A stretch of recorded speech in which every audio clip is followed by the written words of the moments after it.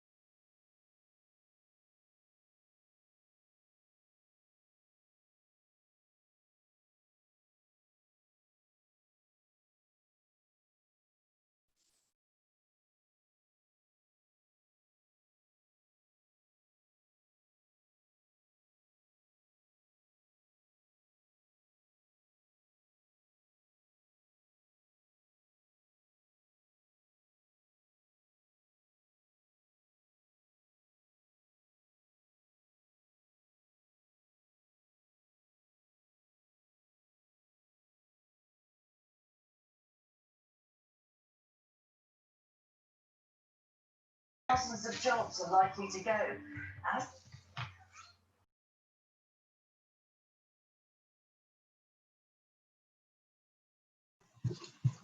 Hello everyone, it's now bang on 6:30, but there's still a few people coming into the room, so we'll just wait a couple more minutes just to make sure that everyone's here.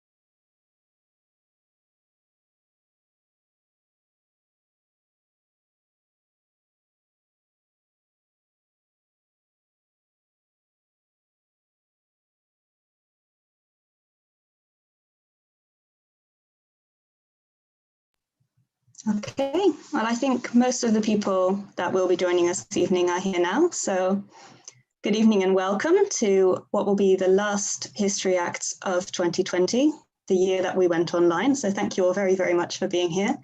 And this evening we'll be discussing the topic of fighting food poverty. And we're very lucky to be joined by activists from the Unity Project and Funnel, and by historians who are always responding to them on this theme. Just to let you know that the meeting is being recorded and the recording will be shared on our website. We're also currently live streaming on YouTube. We'll be live tweeting the event this evening, so if you did want to join the conversation, the hashtag is HistoryActs, and we'd love to hear from you. So I think without further ado now, I can hand on to our speakers. So first, I think we'll hear from Karim Ali and Hester Watson, who are joining us from Funnel, a hyperlocal organisation which is based in Southwark. They're committed to fighting food insecurity, and their core aims are to educate, advocate, and act. Funnel's collection points collect food donations and pass them on to a larger local food bank. And the other branch of Funnel, called Funnel Schools, is currently in the works, so we hope to hear about that too. Karim and Hester, would you like to start? Hi, so my name's Hester, and Karim will give us a bit of context and kind of background to Funnel first, because he was kind of one of the first founders. Yeah, sure. So around the start of the pandemic, there was a lot of uncertainty about how things are going to go. And I think that was even reflected within local government and councils, is that there was a certain element of unpreparedness for what was to come. And what that meant, especially when people started shielding, is that there was a risk that a lot of people would fall through the cracks of the system and might spend quite a while without recourse to public funds or without access to food banks or any sort of security or safety net. So what happened around that time, as some of you may know, is across the UK, a lot of mutual aid groups started, kind of with the idea that the community wanted to stand up for itself and wanted to help, other members of the community. And that's what we did. We did the mutual aid stuff for quite a while. And around that time, we started a lot of conversations between other people that were involved in the coordinating. And we kind of realized that the root cause of what everybody was trying to address was actually food insecurity. Like it wasn't the root cause, but this was the symptom that we were trying to address rather. And that although the pandemic had made this more prevalent, we started noticing more and more how deep of an issue this is within society, and that just helping people wouldn't be enough. So what we wanted to start doing after that is we decided to come together and set up Funnel. And what we were hoping to do with Funnel is that by kind of letting the food banks continue to deal with the majority of the actual giving people the food parcels and all that we could take more of an active role in the background, kind of with Funnel, advocating against food insecurity, trying to talk to local councillors within the area, trying to talk to local food projects, and really trying to get people together and working around this topic, which is really important to us. So kind of as the restrictions started to die down, entering into July, the amount of food donations across the country actually started decreasing, whereas demand was continuing to rise. And we felt this problem within Funnel as well with regards to our donation stand, and that's kind of when Hester joined us. And I think this is when she'll take over and kind of talk about when she joined Funnel and the transition that we started having towards focusing more towards advocacy, more so than just the philanthropic side of it. Yeah, so Hester. Yeah, so I joined Funnel in July. I'd been doing some mutual aid stuff as well, but I hadn't got involved with Funnel as early as kind of Karim and some other people from the mutual aid that I was from. But I basically kind of came on initially as a social media helper, basically, and I'm still running social media now, but the shift kind of happened kind of July, August time with Funnel. So we kind of had to think a bit more of how we wanted to take this forward. We were trying to kind of discuss a bit more of what needed to happen, because obviously food banks and food donations like that are kind of more of a bit of a plaster on a much wider issue and a much bigger kind of crack and wound. So we were kind of thinking, how can we take this forward and how can we try and tackle the issue at a deeper base? And for us, that was a lot to do with education. So we started to do a lot more advocacy and education work firstly on our social media, so trying to raise more awareness of what food insecurity was, because there are a lot of different definitions that you might not necessarily know if you hadn't researched it yourself. So we started to kind of do the basics through that, and then kind of connecting it to other issues such as climate change and how kind of food insecurity can link to kind of a lot of different things in everyday life, because obviously it's something that faces people every day. So for example, one post that we did was to do with Halloween and how can food insecurity link to Halloween? Well, there's a lot of food waste during Halloween, particularly with kind of pumpkin wastage, and they take so much time to grow, so you don't want to waste that type of food. And so kind of looking at food insecurity from different angles through that.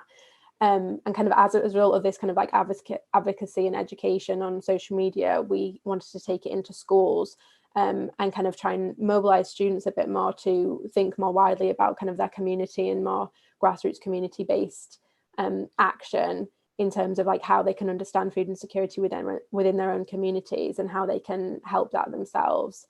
So Karim can talk a bit more about our Funnel for Schools initiative.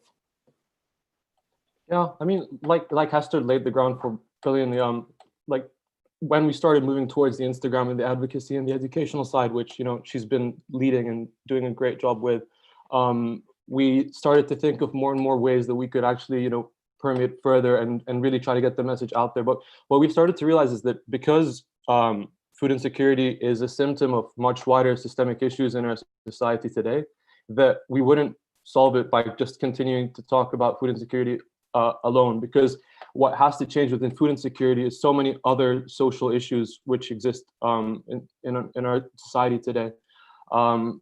So what we started thinking about from that point was that our job should be to empower change within communities so that more and more people can, you know, actually take the action to make the situation, like change the political situation essentially.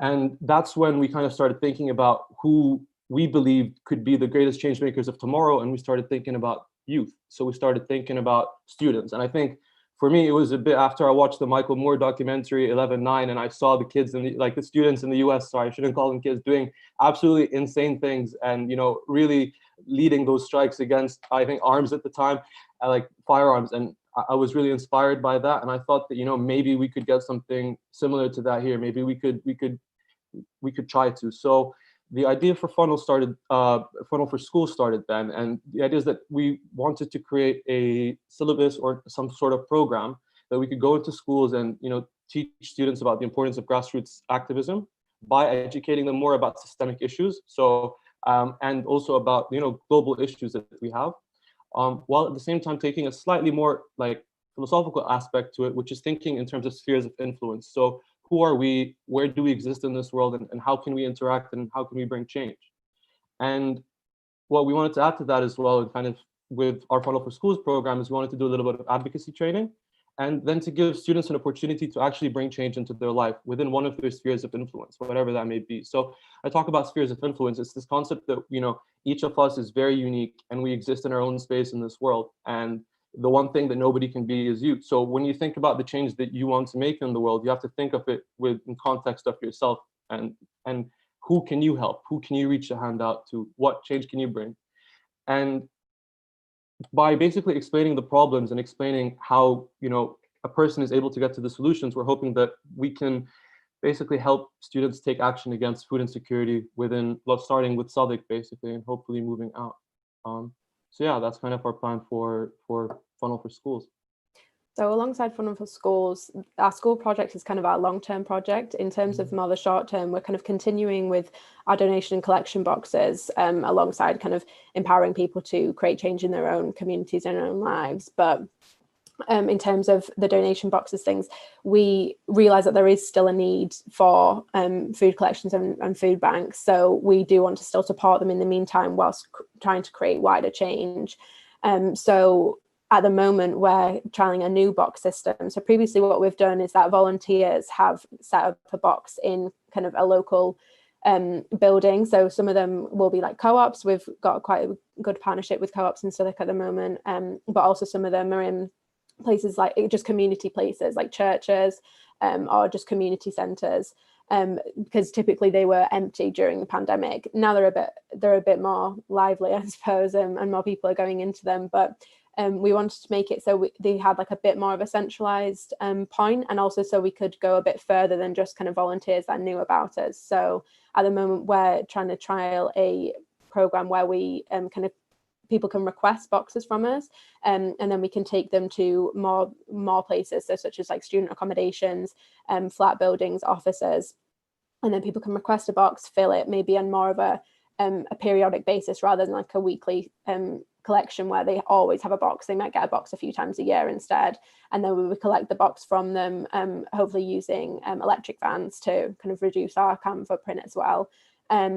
And then we would donate them to the bigger food banks in Southwark. So some of the ones that we work with at the moment are places like so the Day Centre for Asylum Seekers and Time and Talents. I'm forgetting quite a few because there are a few that we donate to, but you can check them all out on our Instagram and things.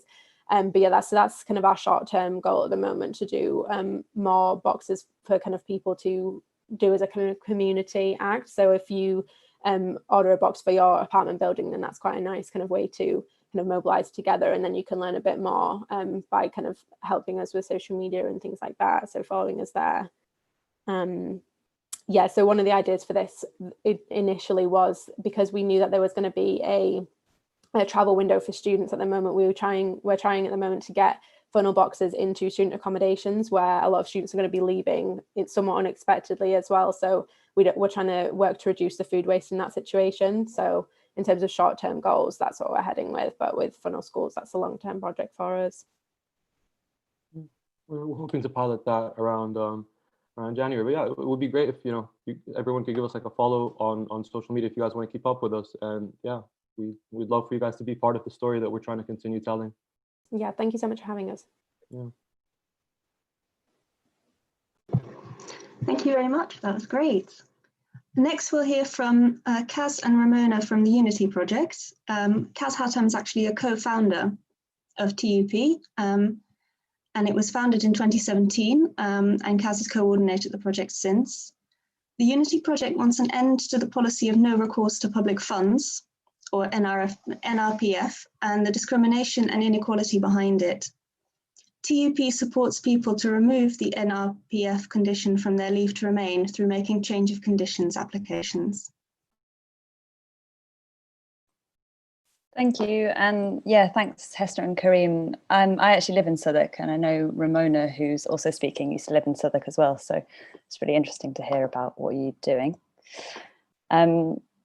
Yeah, I'm Kaz. I'm going to be just introducing the Unity Project along with Ramona, who is here. I don't think her video's switched on, but she'll be joining me to introduce the project. And I know that there's a few of other Unity Project volunteers on the call as well. Ada and Tina, Oscar, Alice and Sven are all here. So I hope they'll all help me in fielding any questions and also contributing to the discussion we'll have. So yeah, I mean, Flo's already introduced who we are as the Unity Project. We've so far this year supported about 250 families to make change of conditions applications. But like you guys were saying with Funnel, I guess it's really important to us that what we're doing isn't just, or as much as it can be, isn't just a short-term thing and an immediate practical thing that we're doing. We also try to link what we're doing to broader policy change. So through making these applications, and Ramona's going to explain a little bit more about what they are and what they involve, we collect together a lot of evidence about the impact that this policy is having more generally. And then we use that to try and challenge and change the policy on a bigger level. And a lot of that has focused around legal challenges and litigation, which I'll explain in a bit more detail in a bit, but it's not only limited to that. And I just want to say, I'm going to hand over to Ramona to explain a bit more about NRPF and what it is, and how it's affected her. But just initially, just as a bit of a disclaimer that there are loads of acronyms, I think in general with immigration law and specifically with this policy. So don't be scared to ask questions if we're overwhelming you with all of these acronyms. It's like almost, I think, a bit intentional. Sometimes it feels from the Home Office to put people off understanding these kinds of things. But anyway, hopefully we can help to explain it a little bit more. So I'm going to hand over to Ramona now to explain a bit more about the policy and the effect that it has. Hi, I'm Ramona. The no recourse to public funds means having no safety net in times of crisis or hardship. Without this safety net, events like redundancy, pregnancy, or ill health can be devastating. Due to the pandemic, even more people are facing or will face unemployment.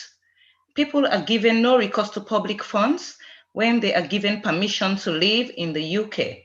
Such people work, pay taxes, and can eventually apply for citizenship in the UK on the basis of their strong ties to the country. They often have British children and partners. Recent estimates say that over 1.4 million people are affected.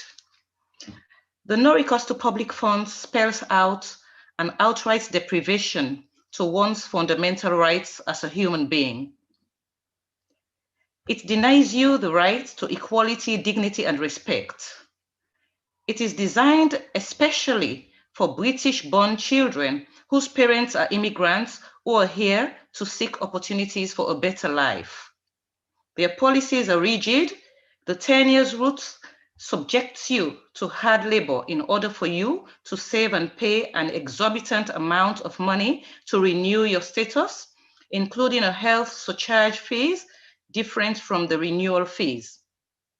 My son's early years home development was robbed and interrupted due to my limited leave to remain. I could only afford to rent spare rooms from friends where we were limited to the kitchen and bathroom. We lived with 12 different families in their homes within short periods of time. The no recourse to public funds is demeaning, causes frustration and depression, and is very challenging. There are people with no recourse to public funds who are not aware about organizations who can help with their change of circumstance. I was fortunate to meet a gentleman at the No Recourse to Public Funds office who told me about the Unity project. I used to make my own applications, which were outrightly rejected on 2 occasions. I contacted a lawyer who made another application for me. Again, it was rejected. Some people are faced with many challenges to meet the requirements. Some do not have the facilities or even the know-how of how to download the application forms. There is no advice or free advice on the website on how to go about it. Applicants are asked to provide huge amounts of evidence, including 6 months annotated bank statements of how your finances flow. You're rarely squeezed to a very tight corner. If you cannot provide their requirements, your application is rejected. The Unity project supported me right through to the end, and it was successful. Aside making my application, I also benefited from Food Bank. The NRFPF had a negative impact on my son especially, and he was aware of our instability. I had to answer a lot of questions. Mommy, why don't we have a home like other children? We see what's happening out there, especially in the Black community. In 2016, I made an application for my renewal, used the wrong tier and paid £300 for my health surcharge fees. Immediately, I received an email advising me to use the right tier, otherwise my application will be rejected. I had to pay the full amount of £500 as there is no advice on how to pay the balance of 200. I made several calls to the Home Office to get my £200 back. It's been futile up to this time. I am calling on all parents who had themselves under this category of limited leave to remain with no recourse to public funds to contact the Unity project in order for them to get help with their change of conditions. I do hope this system will change or be completely scrapped in order for parents and children to have a right to a decent life. These were 7 dark years of my stay in England. I had to stay strong for my son.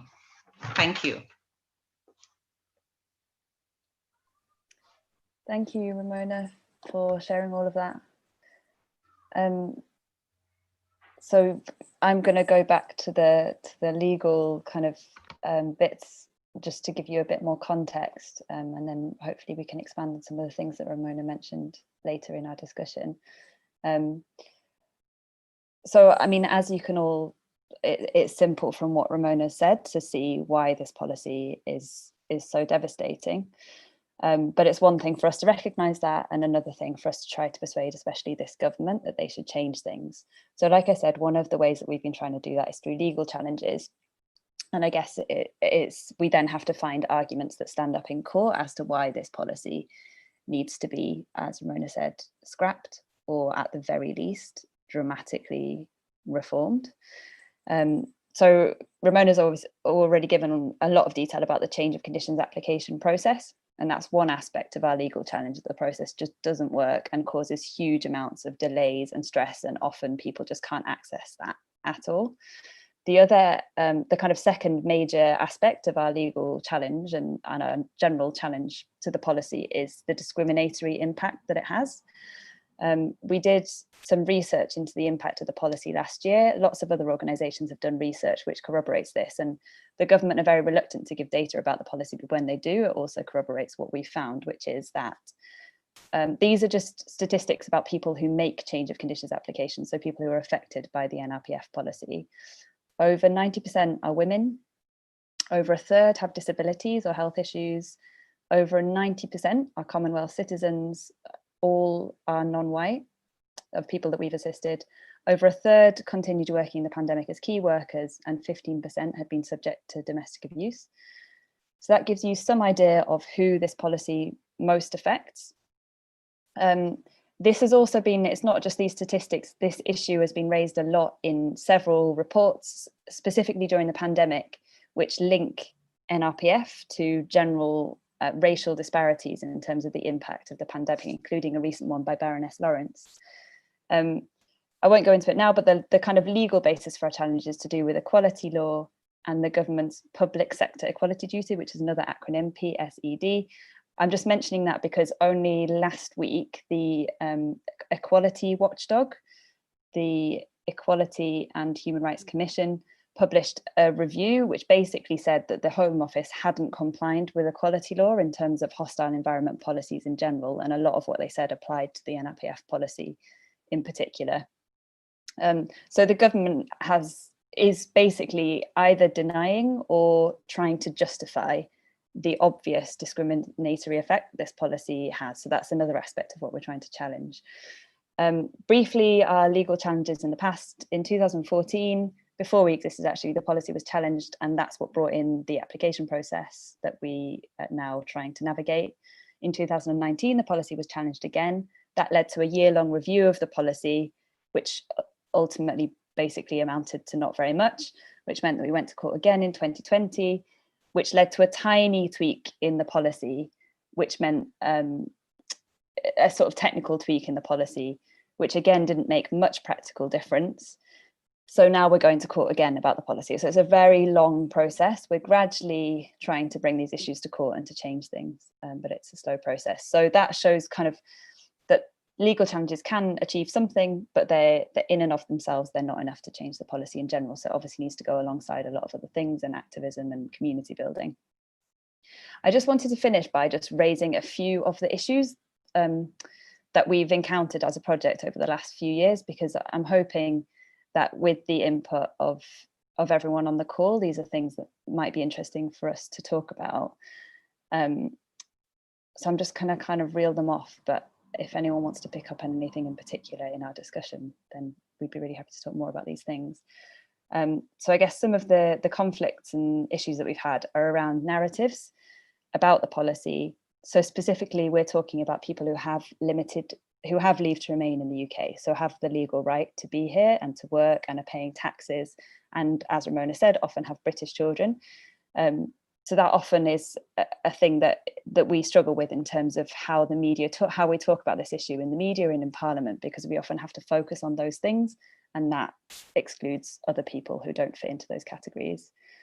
There's also the issue that lots of people who are affected by NRPF, as Ramona said, don't necessarily know even the application exists, let alone any campaign to change things. So often the campaign to end NRPF doesn't necessarily involve the people who are most affected.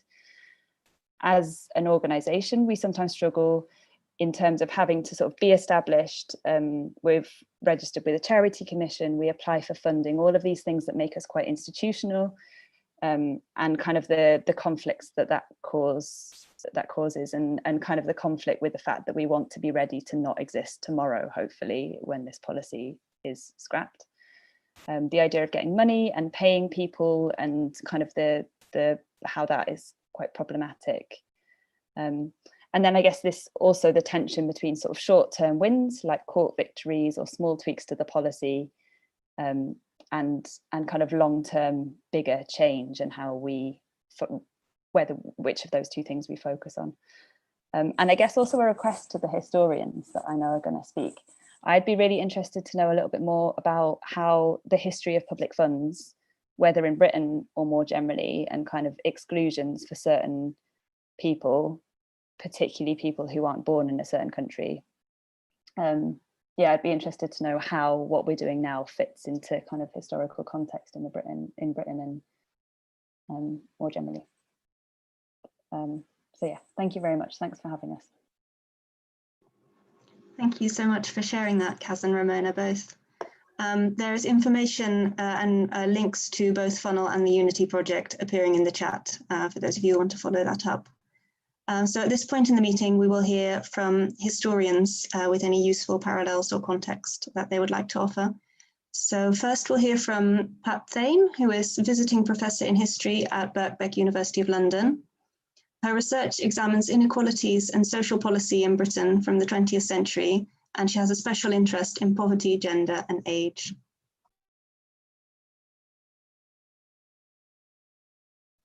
I think you just need to unmute, Pat. Yes, I just remembered.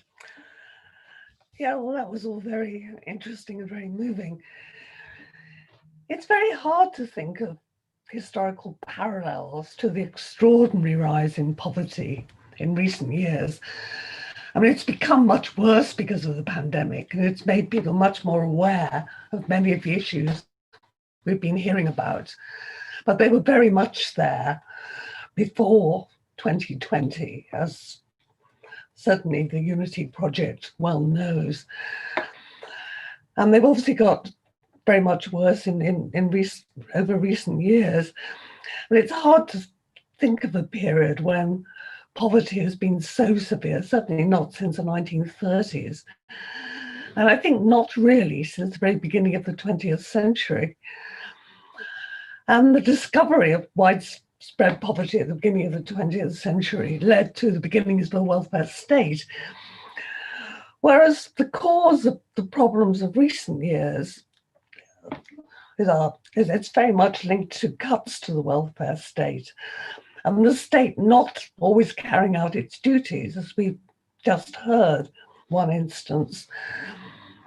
Another important instance is that the major cause of poverty and recourse to food banks before 2020, in the last few years, has been people working hard, but in insecure employment for very low pay on 0 hours contracts or fake self-employment, which enables employers to evade the minimum wage and the obligation to pay sickness benefits or contribute to pensions. And the failure of the government to try to enforce or to improve labour conditions and to enforce the minimum wage has, of course, made this much worse. So a combination of cuts to the welfare state. I mean, another major reason for the rise in poverty, according to the Institute of Fiscal Studies and the Resolution Foundation and all those respectable bodies, are the cuts to the welfare state. The introduction of universal credit in place of other benefits, which gives people less, makes them wait a long time, 5 weeks or so after making their application, when they've got no money. Now it gives them loans, but then repaying the loans plunges many of them into poverty and debt. So cuts to the welfare state, the cuts to affordable housing ever since Margaret Thatcher sold off council housing means that housing costs are a major cause of poverty, and homelessness has been another major problem, like food banks. I mean, we'd hardly heard of food banks before 2010. And the treatment of immigrants is all part of this. I mean, at the beginning of the 20th century, there were not those sorts of, there were not constraints of that sort on immigrants. Anyone born anywhere in the empire had the right to everything, the same rights as British people. Increasingly since the 1960s, and even more since the 1980s, the rights of immigrants have been ever more constricted, including rights to welfare. But again, it seems to have got even worse since 2010. And it's certainly very disturbing, and obviously it's right to try to look into the causes and to protest against it. And the pandemic has made all of these issues really much more public, made people much more aware of them.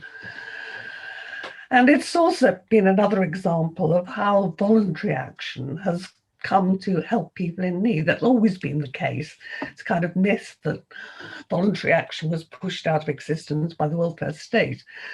It's really impressive the way people do come forward when there's need, and there's been such massive need in the last few months that people have been coming forward to help.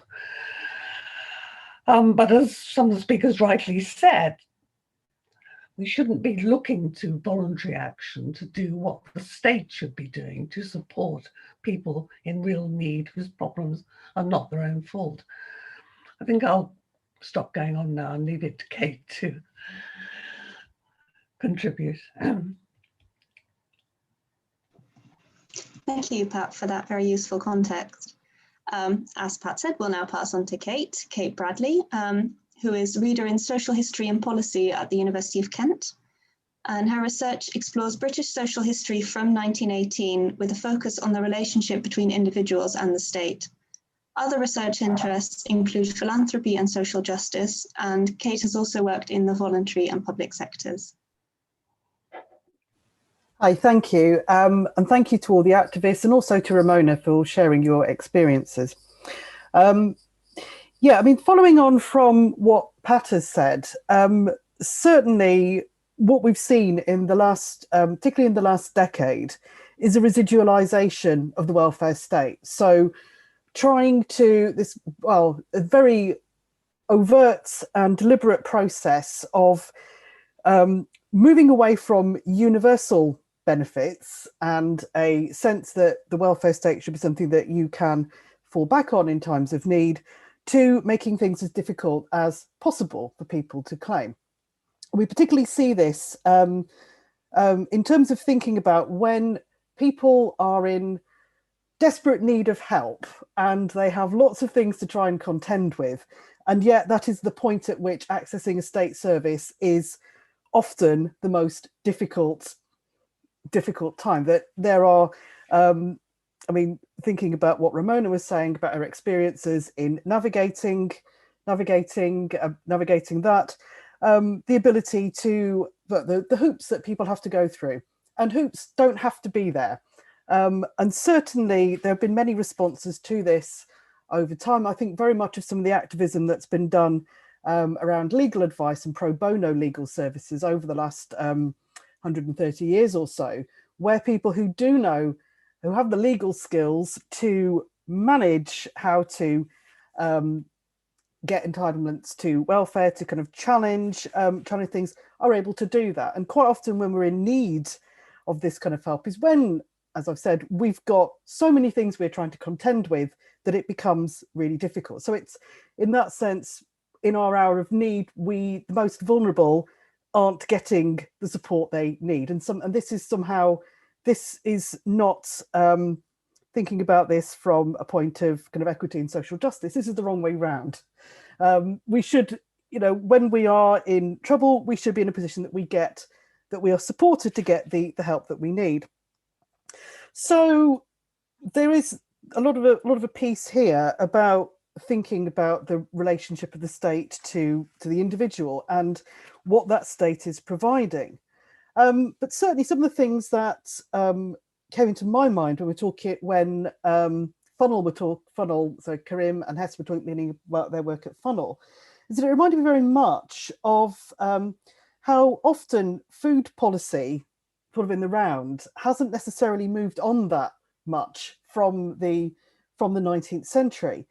I mean, I was struck very much when you were talking about people getting hold of food, about some of the ways in which we've had long ongoing issues with food insecurity. I'm always put in mind of Victorian children being sent to the shop to buy a tiny amount of tea that would keep them going. But it's, you know, that's a ridiculously expensive price for the weight available. But there are the ability for there are these kind of moments where things can be exposed, and now is one of those times that we can have the food industry, supermarkets, as making enormous profits. They've been one of the winners of the pandemic, and yet people can struggle to obtain basic needs. But I'm always kind of reminded of thinking about both cases of some of the ways in which people have stepped up to this plate. I was thinking very much of the cooperative movement, where in both cases, it depends on which particular group you see as the kind of the founders of the cooperative movement, because but that was a response to food insecurity, trying to make sure that people could find the food that they need at a decent quality and to be able to share it within the community. Cooperative movement is of course still going, but there is that sense that sometimes we can offer mutual aid to each other, and that is a powerful way of doing that, of obtaining what people want, and for it to be done in a sympathetic and empathetic fashion, that it comes from the community and not possibly from an antagonistic state. But also, again, thinking about, well, I mean, cooperativism is mutual aid is one form, but also the way in which, particularly from the 1960s, community groups have tried to tackle problems from a range of issues. It can be the mutual aid helping to feed people, but it can also be drawing upon the wider skills in the community, which can include things like being able to draw upon legal advice or kind of or advice on dealing with benefits. And so these should not be the responsibility of the community. These are, you know, we're talking about citizens with rights in a state that does need to kind of move to start seeing itself as enabling people to get the support they need, because we all benefit in that way, rather than trying to make it difficult for people at their time of greatest need. And I'll leave there. Thank you. Wonderful. Thank you very much, Kate. And thank you all for those very rich contributions. We have more than an hour left for discussion, which is fantastic. So how we normally do this is, if you would like to speak, if you could send me, Flora Jansen, a private message in the chat, and then I can either call on you to speak, or you can send me your full question and I can read it out for you, whichever you prefer. If when you're not speaking, you could stay muted, that would be fantastic. For those of you who are watching this on YouTube, we appreciate that you won't have the chat function available to you, but you can tweet to us at History Acts.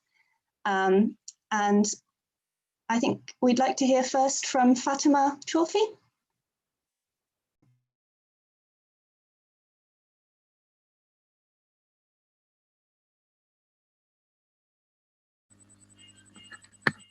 Good afternoon or good evening. Do you hear me? Yes, we hear you, Fatima.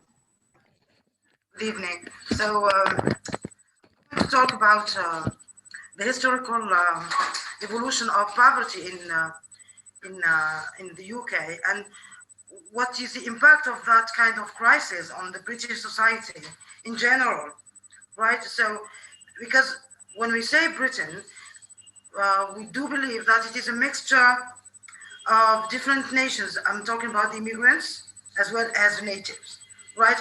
So when for example, when the pandemic is there is no difference between the British people and the immigrants. So I think that whenever there is a crisis, the first to be suffering from, to be struggling, to be fighting for more than the others are the immigrants. Well, this is the general stereotype that we have in mind, we as foreigners from outside Britain, because you are there and we are, because the pandemic is a worldwide issue. Even we here in Algeria, we are suffering from the same situation as you, regardless of the national who are here. we are all suffering, and for the sake of humanity, I think that the recourse to public funds is a right, because as far as we are living inside boundaries, and we are participating through taxes, through performing work, through helping society to improve, I think that the least that any government in the world is to take care of the people who are living in this society, regardless of their ethnicity, regardless of their origin, regardless of their color of skin, regardless of their religion, because after all, we are all human beings, and the basic need of any person in this life is to live decently. Now, if someone is sick, if we cut the government expenses, how can this person be helped? How can we heal? How can you cure people? Speaking about the immigrants, what about the old people? What about children whose parents are affected by the pandemic and they lost their jobs? Mainly those who are performing part-time jobs. I mean, why do we victimize people? Why don't we try to find a solution by contributing, by creating associations which are ready to get in touch with those people in need, with their old people, with their deprived people, with their homeless people, jobless people.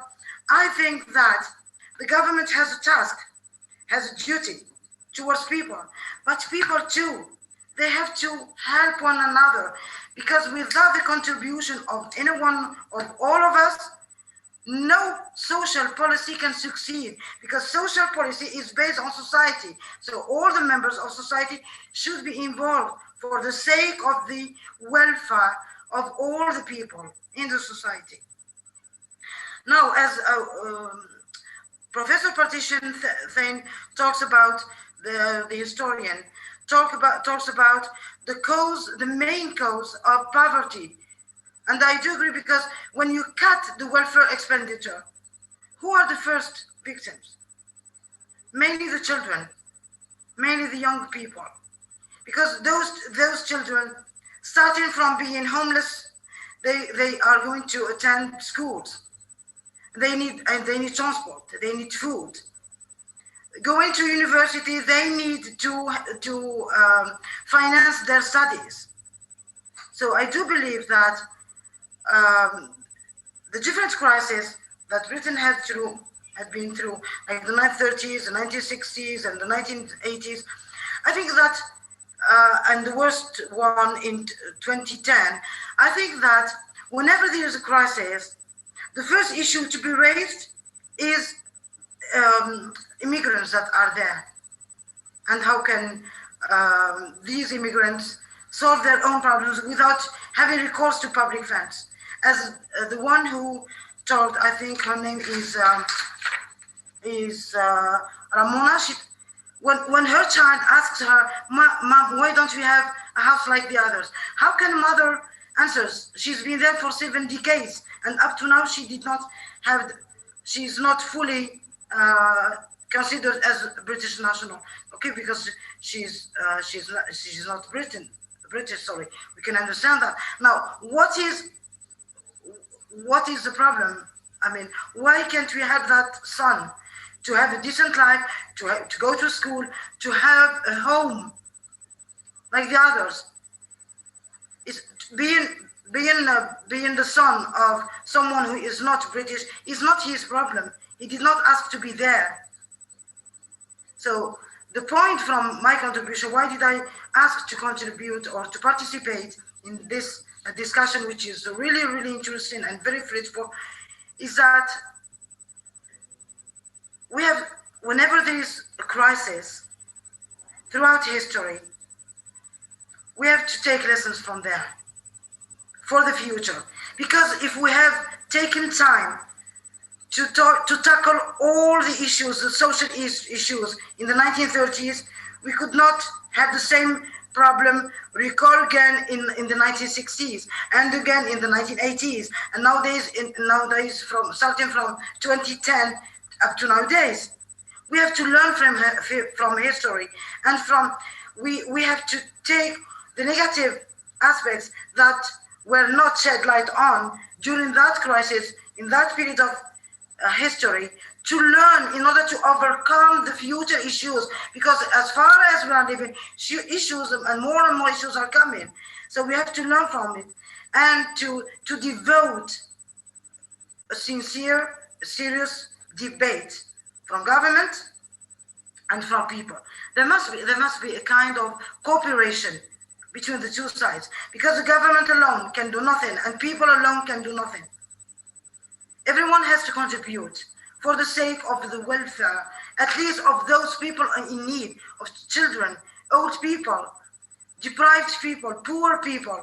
If we have to overcome poverty, it's not by writing or making theories, or it's by going to practice inside the society, to tackle the issue inside the society, to develop associations to help those associations of charity, of helping poor people, and try to listen to people, to help them. I know it's not an easy task to do, especially with the pandemic and the lockdown. But if we have taken care before about those people in need before the pandemic, at least we will have to register those who are in need, and that time the help will be easier and we won't take more time to tackle the issue. Thank you, Fatima. Welcome. Thank you. Would the panel like to come in?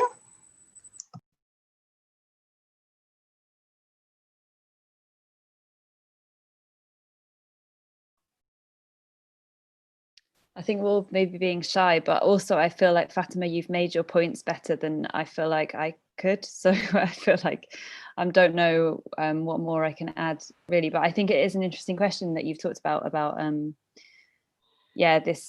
fact that it needs to be government and people. And I wonder if that's something that we could talk about a bit, because I think that's something that it is kind of a tension that we have at the Unity Project, to what extent we as volunteers should be doing this work. I mean, it's something that's come up as well in what other people have said, this kind of balance between people taking responsibility for themselves and each other, and that coming from the government. And it's like you say, I guess we need both, but I'd be interested to hear if anyone else has any particular thoughts on that, based on what's happened historically, or So this is Geneviève. I'd like to bring in my view on this. I'm a double immigrant. I immigrated as a youngster to the US, and then I have now immigrated for the last 10 years in the UK. I think that as immigrants, we must recognize also that the population which is lives in that country will tend to, so it's human nature. You will try to, unfortunately, look to create where your family and those who are close to you are safe before looking outside. The fundamental issue still remains, though it is greater than at the time of the pandemics or those crises. How do you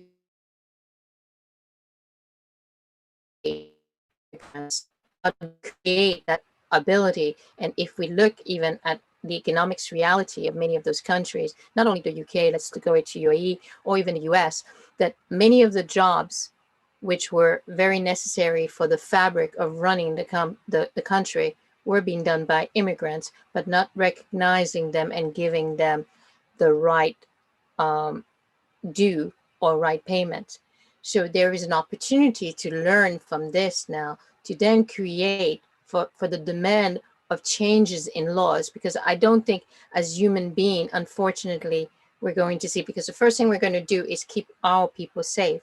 So how do we create more balance in terms of immigration? How do we create recognition? Because I think a bigger problem for the immigrant or communities is also the number of people who may not be registered to receive the right support, because they believe that if they register for those support, they may be deported. So incorrectly or correctly, that's something that is in their mind. And that became a reality in the UAE when the pandemic first started. They killed all the jobs for many of the Indian population who had to go back to India. So the fundamental question would be, to me, how do we learn from this, and what we need to take to make sure that our immigration laws create the right balance?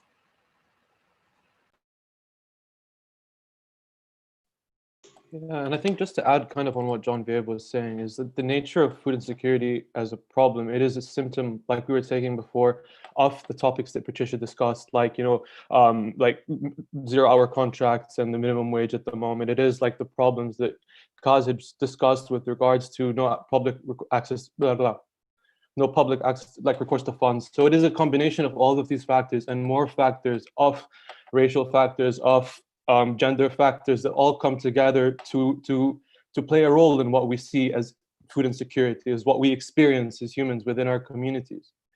But the reality is, to solve these issues, what we need, similar to actually Fatima was saying, is this collaboration between, standing up to the state, demanding from the state, while at the same time supporting our own communities and building a regenerative culture of sorts around topics like food insecurity that can help us sustain our communities while at the same time pushing in the long term for the changes actually needed.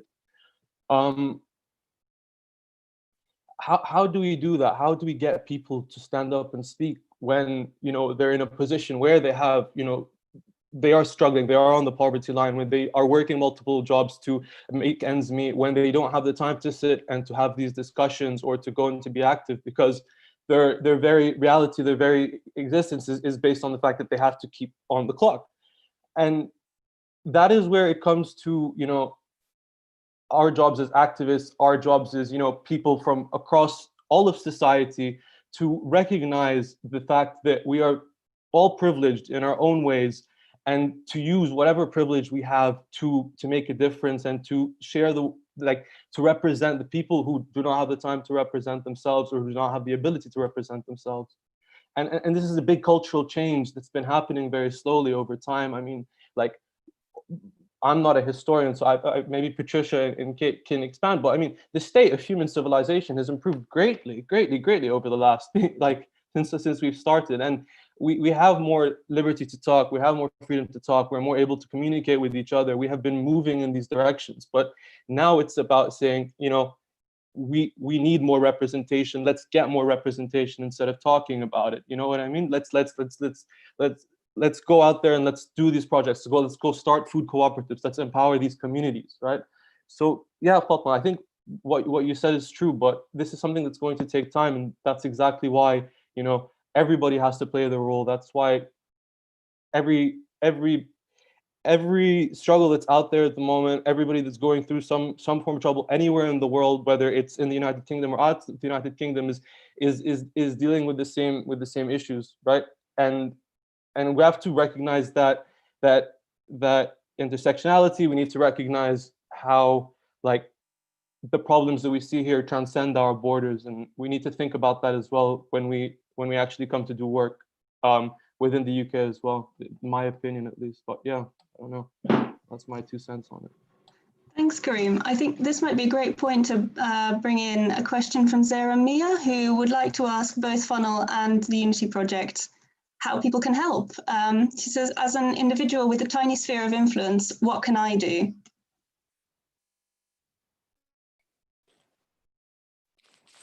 Big question. Thanks for asking. I guess I always feel like this is a question that we can't really answer, because obviously it's kind of it's huge. And I do want to ask everyone else who's here from the Unity Project and on the call to chip in if you have anything more to add. I think one major thing that we were talking about this morning, and it's quite a specific thing, is, I mean, it's very specific to us and to what we do. And I guess we're specifically trying to change the NRPF policy because it's one specific element of systemic discrimination and equality, which is maybe something that we as individuals can't necessarily immediately tackle. So I guess if we're focusing on the NRPF policy as an aspect of that, one specific thing that everyone can do is just make sure that people, you will know people who have no recourse to public funds in your communities, your children's schools. It's more difficult now, I guess, when we're not interacting as much with people around us, but you will definitely know people with no recourse to public funds. So one thing that you can definitely do is to tell people that support is available, and that they're not alone. I think a lot of people think that this is it and this is what they have to deal with for the duration of their time in the UK, or kind of this is all they deserve. And so I guess just being aware that the NRPF exists and telling people that support is available in whatever way you can, whether that's sharing a flyer or having more conversations with people, is one very specific thing. I don't know, is anybody else got any other suggestions that's on the call? I'd love to jump in here, because I think just kind of touching on the point that you just said, like, if you go back to what Karim was saying earlier in the chat, we were talking a lot about spheres of influence, and that's something that's so important when it comes to these kind of issues, is really just to talk to people, like talk to different people, listen to different things, read and watch things that challenge your own view, and then talk about them with other people as well, because the more you kind of discuss these types of issues like we're doing now, the more that we can kind of broaden people's kind of interest and knowledge on these kind of topics.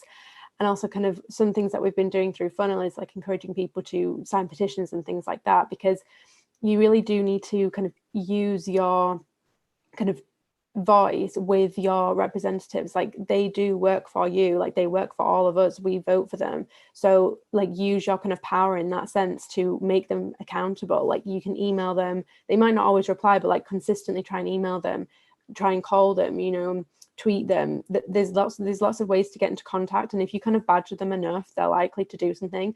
And especially if you take that into the conversations too, and tell other people in your community to get into contact. A lot of it doesn't take that many people for them to get an email about the same topic to kind of do things, if it's all specifically from your community as well, which is so much that we do with Funnel. Like, it's hyper local, so the conversations then that feed into the actions that hold representative to account can make a difference. And I think it's easy to feel powerless sometimes, but if you kind of remember that, like, we vote for a reason, and that is to kind of give people a voice, and like, that doesn't stop at voting, that can continue year round.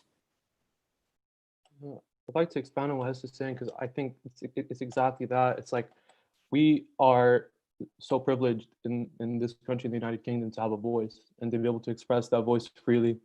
And anger at the fact that there are people in this country without food, anger at the fact that there are people with no recourse to public funds or without access to home, is an okay emotion.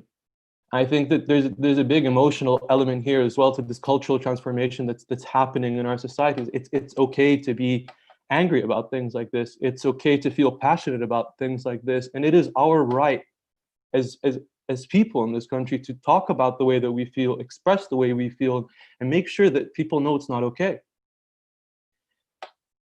When we've fundamentally come to that realization of ourselves that our emotions are okay, they're valid, and in fact they should be listened to, then this is how we can actually start to bring change within our own sphere of influence. We have to believe that, firstly, where we're coming from is in fact, the right place to come from. And after that, the conversations that we have with people, what those lead to, how we choose to take this newfound realization and run with it, that's up to everybody's own individual lives. And I think that just comes, it depends on how much time you have and all of this kind of stuff. But the most important thing is to be active. Not everybody has to be out there protesting or, going out and speaking in parliament or talking to councillors, but we have to be active. We have to realize that it's like all of us have said, is that everybody has to get involved, even if that's a little bit.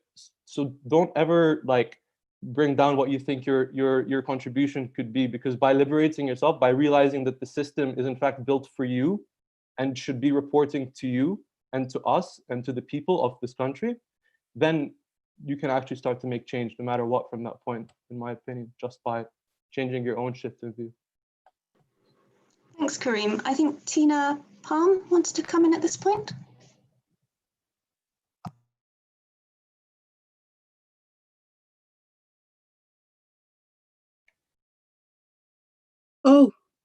Hi everyone. Thank you so much for this and everything that you're doing as well. I work with Kaz in the Unity Project, and just bouncing off of what she said and what everyone has said as well. We were discussing this morning, and I was even thinking just now, honestly and truly, laws don't change people, people change people, experiences change people. Having honest conversations is what changes people, and really just holding the mirror up to ourselves to see how we have contributed or how we can help make change happen. That is what will change people. And even in my own community, where I live, my family, my aunties, my uncles, seeing how the immigration system in itself really systematically breaks people down to feel as if even the little that they do have, they should be grateful for, in the sense that they're not supposed to be in this country, but we're giving you this anyway, so just be grateful and just keep it moving. That kind of mentality is what people are living by in this country. And so even with no recourse to public funds and removing it, it shouldn't be a hard process. But because of how systems have been put in place to make us feel as if we're here on borrowed time anyway, or that we don't really have a right to ask for what support should be given to us, it's almost like mind games. And so it's good to have these conversations, to encourage people to speak, and to speak what they're going through, and to also have honest conversations in asking ourselves, why are certain people not being offered support? And this kind of support is not something that people shouldn't be offered, because you see people who are working really hard, who pay their taxes, who are doing the best they can to survive in this country, and they need help. Like, everyone needs help. No one should be denied help at all. But for some strange reason, it seems as if there is almost like an extra hurdle that people are having to jump through. People are having to prove themselves. Before people see me, they see my color first, and I have to prove that I'm even worthy of being heard before I can speak. And it's changing that mentality, asking those hard questions, and recognizing where we have contributed to even causing this to happen. No recourse to public funds is just an example of the racism and that discrimination already in the system. And we have to figure out how we're going to best bring it down. And even this morning, I was suggesting that it might even be worth going to school, speaking to children whose parents are going through these things, because even in my generation, we are the hands and the feet and the eyes and the ears of our parents who came here to work hard to give us a better life.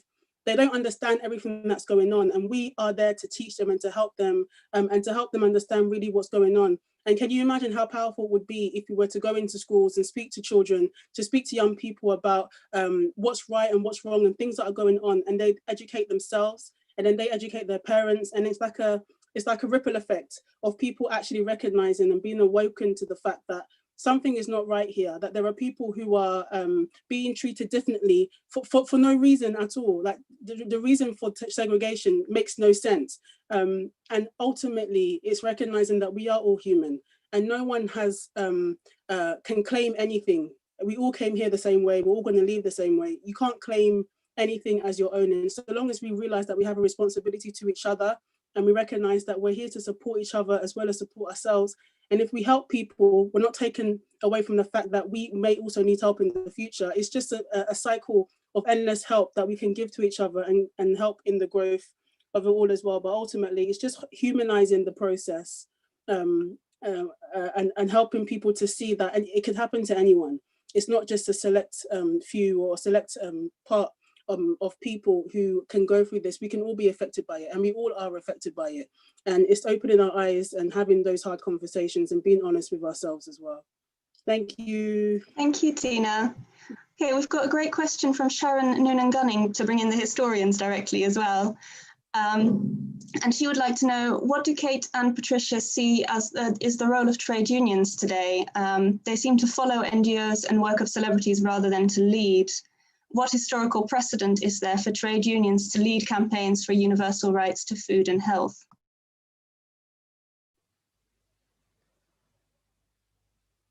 Oh, I've got some thoughts about this. Pat, do you want to work out who could?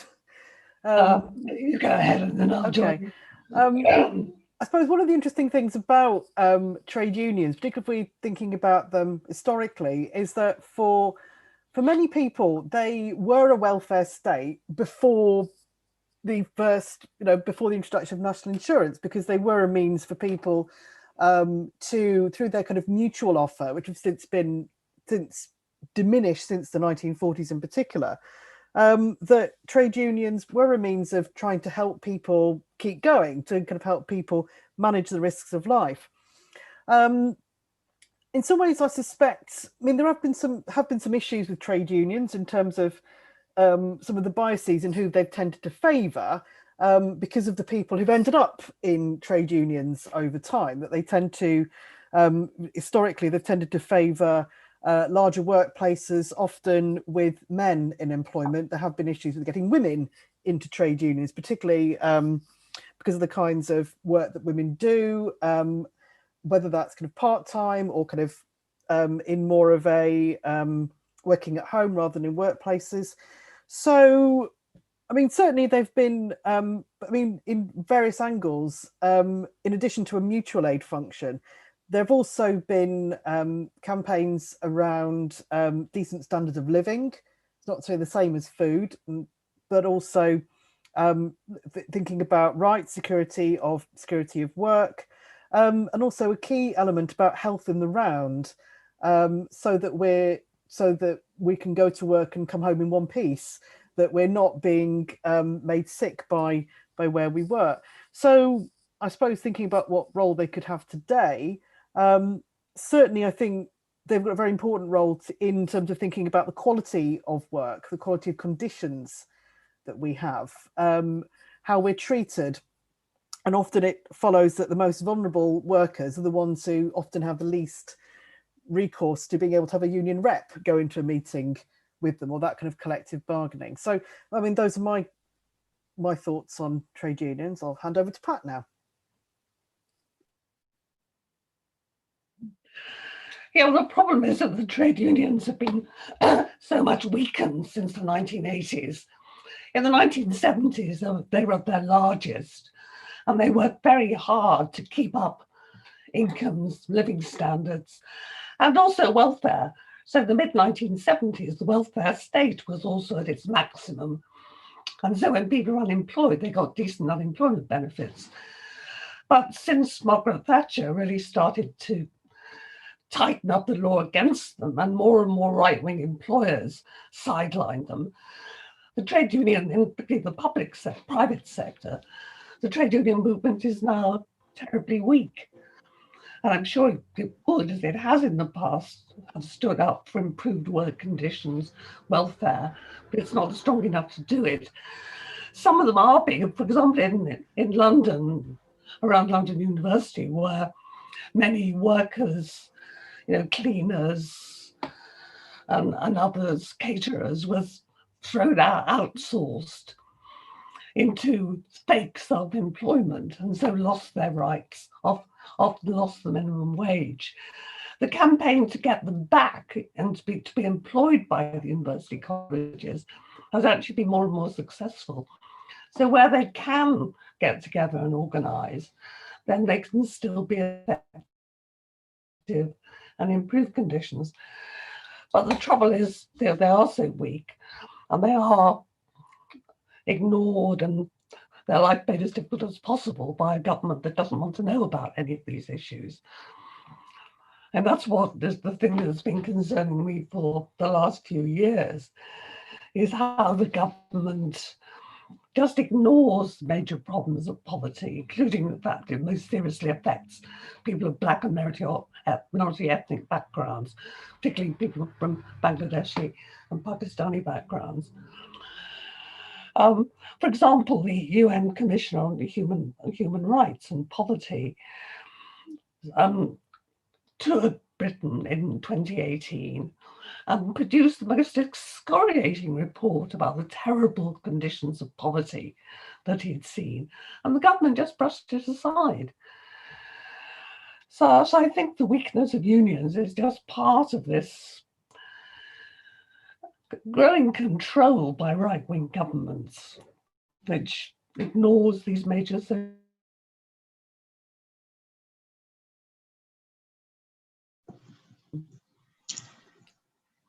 I think you've frozen, Pat, but we can hold that thought. I don't have anything more hopeful to say, I'm afraid. No, you're back.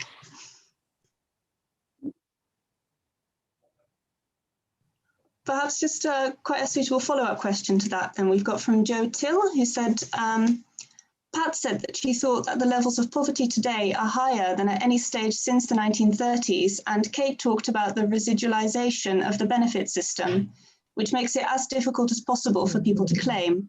So given the comparison with the 1930s, I wondered how Pat or Kate think that the current benefit rules or measures, such as benefit sanctions, certain restrictions like the benefit cap only applying to non-working people, compared to the means test of the 1930s, both in terms of the impact on poverty and in terms of related social stigma.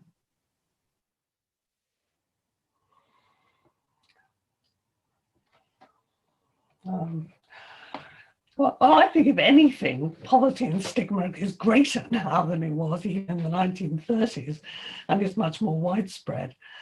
It's also more complicated because we do have a culturally much more mixed society, and so the additional stigma and marginalization of Black and minority ethnic people makes it even worse. And of course, it took a war to, and then a majority Labour government to improve things last time. One of the many things I find disturbing is I wish the Labour Party was speaking out more clearly on these kinds of issues, putting forward some policies about it, but I don't hear that. Maybe what's happened to the world.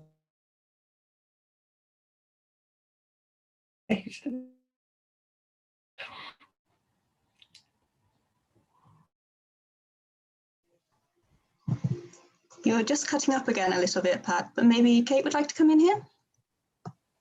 Yeah, I mean, have you, it's quite a, the comparison to the 1930s. I mean, I think there's certainly, I think the processes that by which the things that people have to go through in terms of kind of making a claim, quite possibly there are some, I suppose, very much that kind of the process of going through that, the feeling of that, certainly quite similar.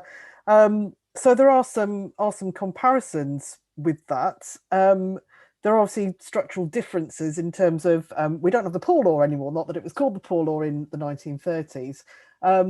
But again, a similar kind of, but then a sense of people running through their insurance benefits that they paid for through, technically through private schemes at that point, and then a sense of having to put yourself on the mercy of the state in terms of going through the public assistance. So, yeah, I think there are some kind of strong comparisons. But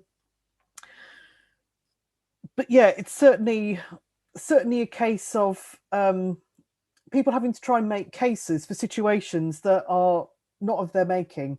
And I agree with Pat. I mean, I think much of the strength of feeling behind the introduction of the welfare state was because people were quite painfully aware of just how much everybody contributed during the Second World War. And we don't need, well, please let's not have another world war in order to get to that.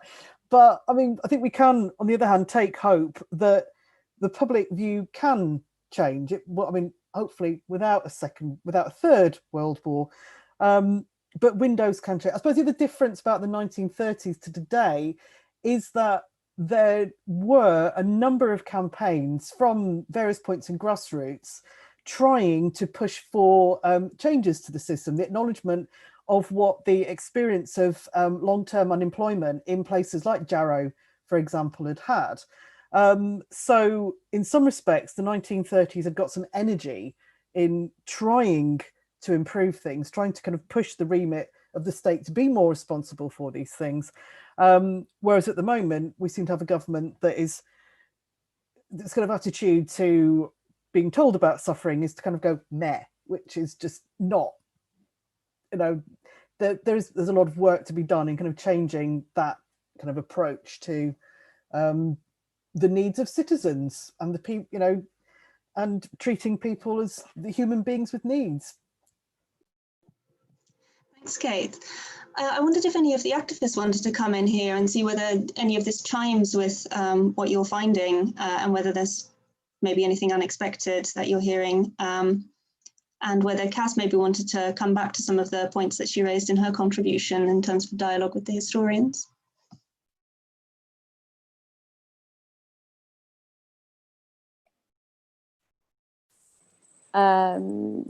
Yeah, I guess it's not normal. I'm not normally the one who like is more hopeful, I guess.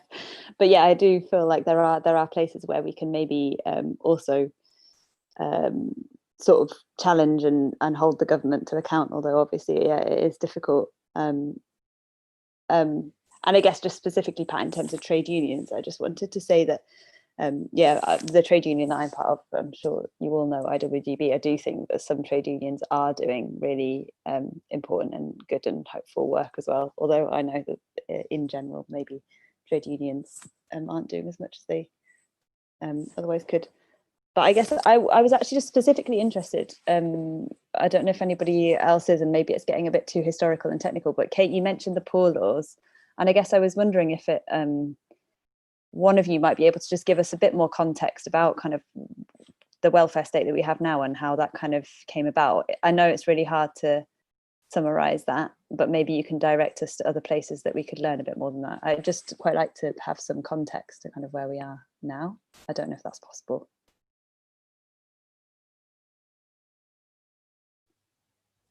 I think maybe Pat, I mean, you want to have a go at that? I mean, yes, it's a big question. We can send you a reading list, I guess, if you. I mean, really, it was beginning to change in the beginning of the 20th century as a result of major surveys showing just how much poverty there was, and people realizing that poverty wasn't always people's own fault because they were too lazy, which is the idea the Poor Law was based on.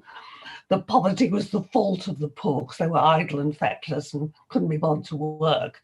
And so you had to be very punitive in your application of benefits and give them as little as possible, which seems to me very much the principle of universal credit. I think we've actually gone back to something very much like the Poor Law ideas. The notion that the purpose of welfare benefits should be to give people so little they've got an incentive to go to work, despite the massive evidence that it's precisely because people are in work and not earning enough that they're in poverty, which is what people discovered 100 years ago.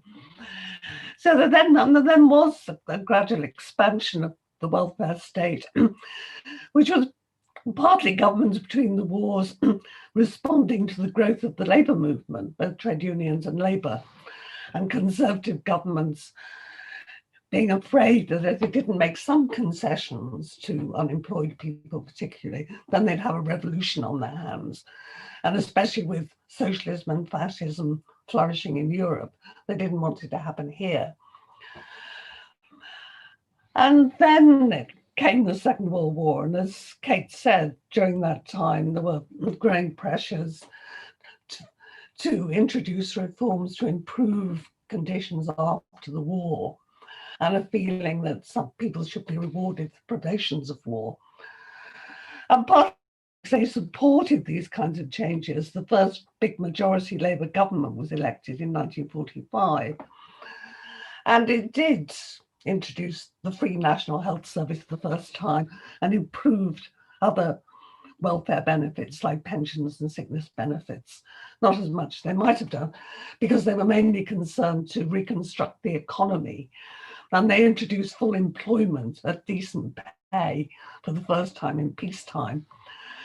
And all of this continued to the 1970s. It expanded rather less under conservative governments, but they didn't dare give it up. I mean, the Conservatives in the 50s wanted to privatise the health service, but they set up an investigation which said actually it was so cost effective and so good, they didn't dare do it. So welfare went on expanding. As I said earlier, it reached its peak in the mid-1970s. The 70s got a bad reputation, which it doesn't really deserve, because it was a period when trade unions was at its peak, welfare was at its peak. Unemployment was beginning to grow, but the unemployed got decent benefits. So the welfare state went on expanding expanding until the 1980s, when Thatcher was just determined to cut it back, and she did. Particularly privatise whatever she could, reduce the power of local government. So local authorities, it was the beginning of that process that's left them with so little power now.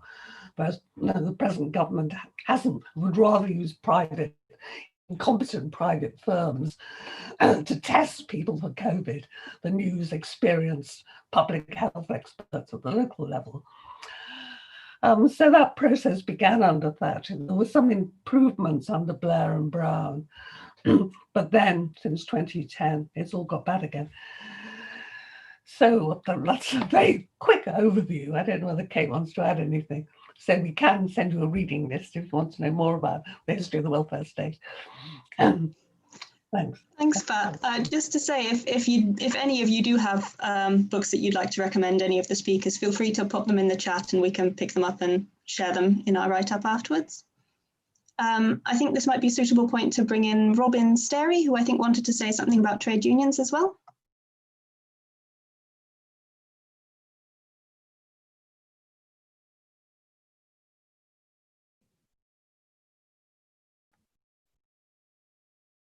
Hello, can you hear me?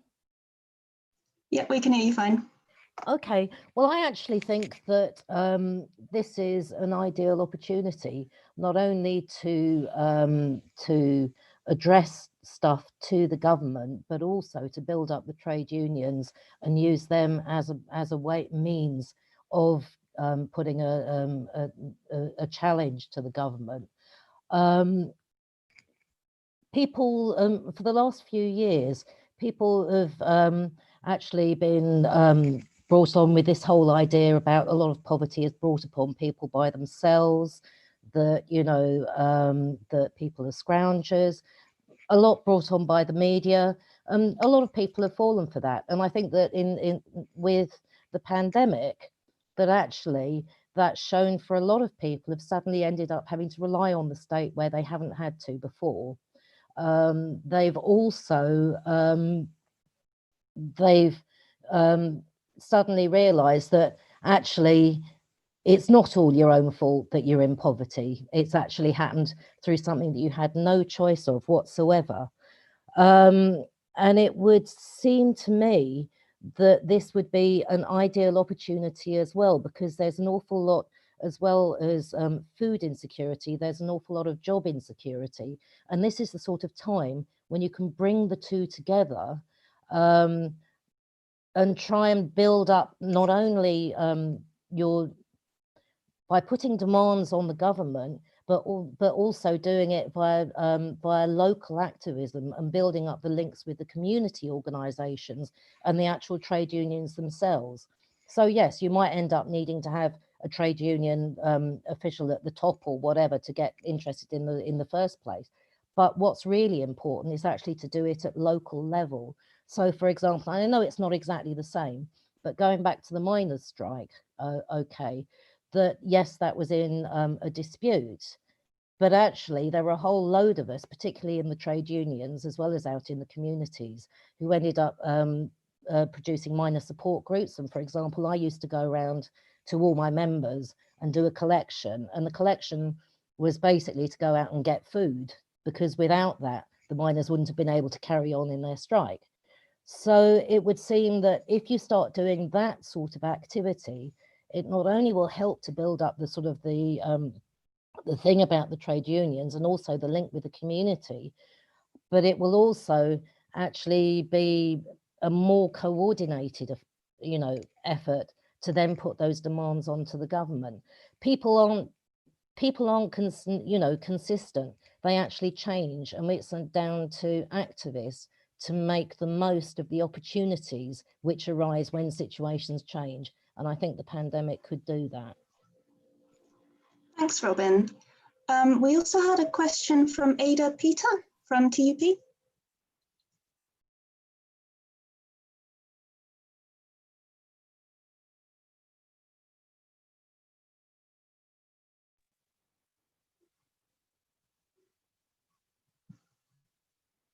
Hi, Ada, you're just on mute at the moment. Yeah.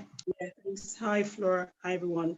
My name's Ada Peter from TUP, the Unity Project, with CAS, and I'm a caseworker there.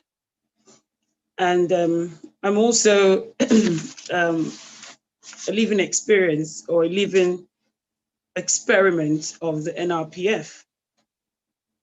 Yeah, so I have NRPF currently imposed on me on my leave to remain. And I've been in the country for nearly 20 years. And obviously because of the NRPF, I've been through homelessness 3 times with my children. And I've had to drop out of my LPC twice as a single mom and with all the other financial burden. So yes, I'm not a very happy bunny when it comes to the Home Office. But one of the issues I want to raise here is, you know, we're talking about Britain here, and we are supposed to, well, not we, but Britain is supposed to set the pace, world democracy,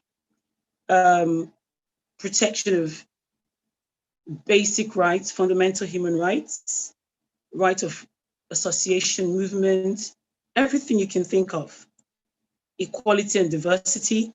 But it's funny that when you look closely to these policies, the NRPF, the hostile environment, and all of this is devoid of what Britain preaches, and it's hypocrisy to me. And I feel very annoyed and angry because I was last homeless in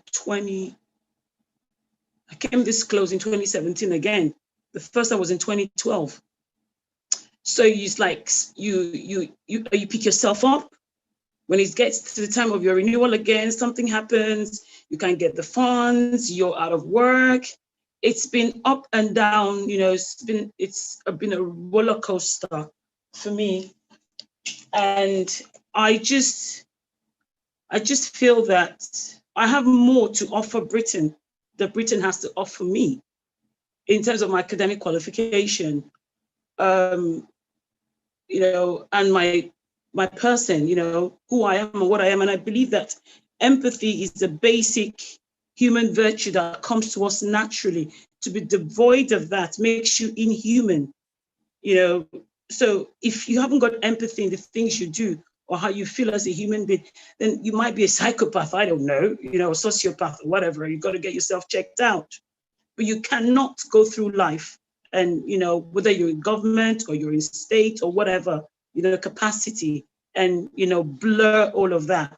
So to say that people will have policymakers, researchers and all of that coming up with this policy. And it's funny because when I looked up NRPF, it's been in existence long before now, but it only came it was heightened in 2012 under Theresa May. But prior to Theresa May, the Labour government before her actually, you know, resurrected it more or less. It was from, I mean, please correct me if I'm wrong. It was there as a policy, but it was solely used by the Secretary of State discretionary. On her discretionary, she would decide or whoever, you know, should have this on their leave to remain or residency permit and all of that. It was purely down to her discretion. But Theresa May then decided to, you know, for whatever reason, you know, hone in on it as a punitive measure, because that's all it did to me. It sort of like punished me for not being born British. It punished me for living African coming here. You know, it punished me for having to end up as a single parent, which, by the way, I didn't plan to be a single parent. You know, I grew up in a double parents household. My father, I had my mom, my dad. I'm living my worst nightmare without having a father for my children. All of that, you know, and then you come into the UK. Like I said to Kaz this morning, homelessness was a rude shock. I know Africa's got all these problems, but I was never homeless in Africa. And you can never be homeless in Africa, really, because it's a communal, Africa is we're communal people. So before you go down the road, you find someone who will just, even if whatever I eat, you eat, just come and stay. You know, we're community spirited. So I find that it's different here. And having to get food from the food bank. These are unusual things to me. So to me, it's demeaning. So it's sort of like, it kills you, you know?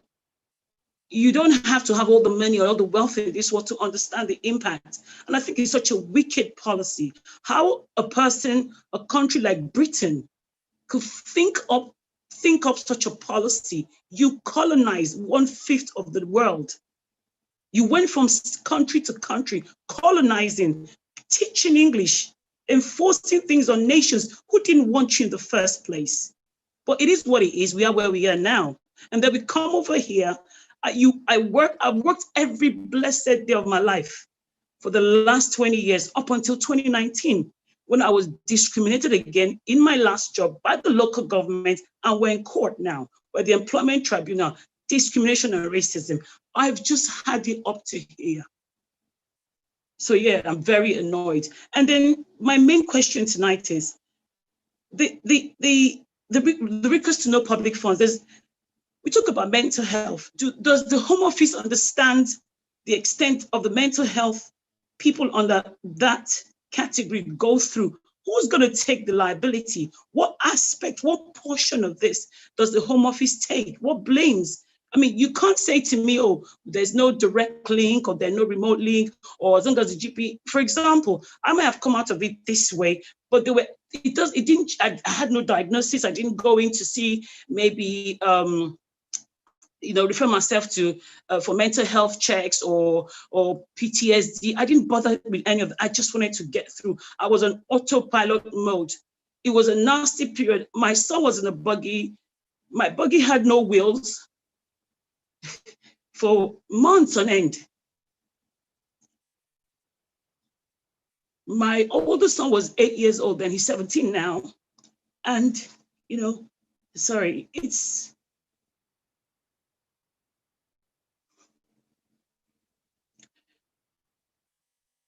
He was 8 years old then. He's in school. Because of the way things were, his learning, his level was at like year 2, when it was in year 4, but his ability was at year 2, academic. And I knew that wasn't my kid, So while I was distressed in my own state of mind, it was spilling on him. He was taking the backlash. And then you have social services who will come to you and ask you stupid questions, invading your privacy, treating you like you're a liar, like you're hiding something, or you must have a partner somewhere. Why do I have to have a partner? And if I do, and if people have lied, people will lie. You have the good, the bad, and the ugly in every race you go. You can't come into a family's situation and then come with the same paintbrush and start off on that note. And the social worker back then in 2012, I have her name. I'm going to go for her. It's 2020, but I will find her. You don't get away with certain things like that in life, So where does the Home Office come in? People have gone through mental, emotional trauma, distress. Where does the liability lie with the Home Office? They can't be getting away with this under the name of the umbrella of diplomatic immunity or policy immunity or governmental immunity. Somebody's got to take responsibility for families who cannot speak out, people who will cry themselves to sleep at night. They've got to take, and they've worked every day of their life. I've worked every day in the sun, in the snow, in the moon, whatever weather. I've worked. I'm not a lazy person. This is the first time I haven't had a job from 2019. And when I lost my job in 2019, that was my turning point. I went through PTSD proper. Then I understood what discrimination can do to a person. I hear racism on TV, everything, but I've never really been in, it's never really happened to me before until 2019. And I was angry, I was enraged. Every non-Black person was a suspect to me, because I don't know where you're going to start with. I'm not sure what angle you're going to come at me. I became the angry Black woman for just no reason. I'm normally a happy-go-lucky kind of person, so that was a turning point for me. So I've turned that anger into what I think I wanted it to become. I live in Essex. Essex is the most racist borough you can think of.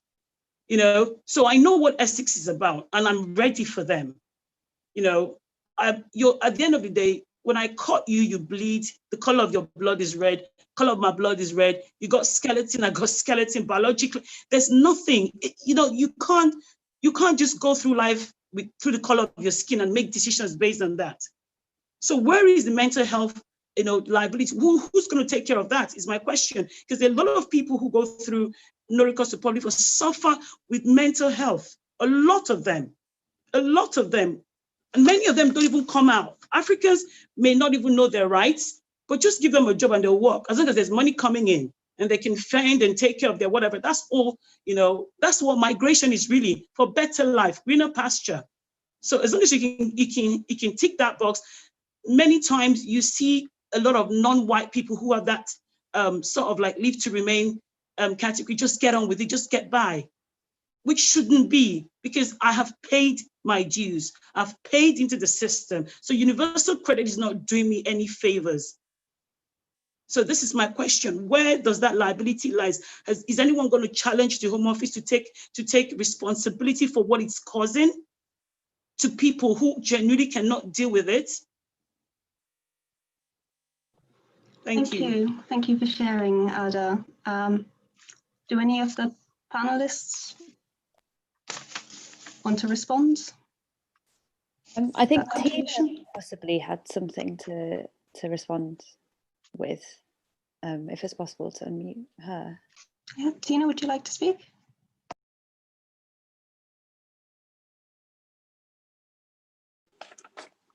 Hi, thank you so much. Thank you, Kaz. And thank you, Ada, as well. Yeah, it's just to bounce off of what Ada said. To be honest, what she's saying is not an isolated incident. It's happening to people in this country. There are people who don't know what tomorrow will look like for them, who don't know where they're going to get their next meal from, who are looking at their children and are worried for their future because they don't know how they're going to be able to give them the life that they hoped for. And it's a generational thing, because you can only imagine you have children and you want them to do the best they can, but there are so many mountains or hindrances in your way. In order for you to succeed and help your children succeed as well, it starts a vicious cycle. And then you have issues within work or education or even employment where, you know, because you're from a certain area, suddenly you're not able to get certain jobs. And because you can't get certain jobs, you can't progress in a certain way. And it's like a vicious cycle. And so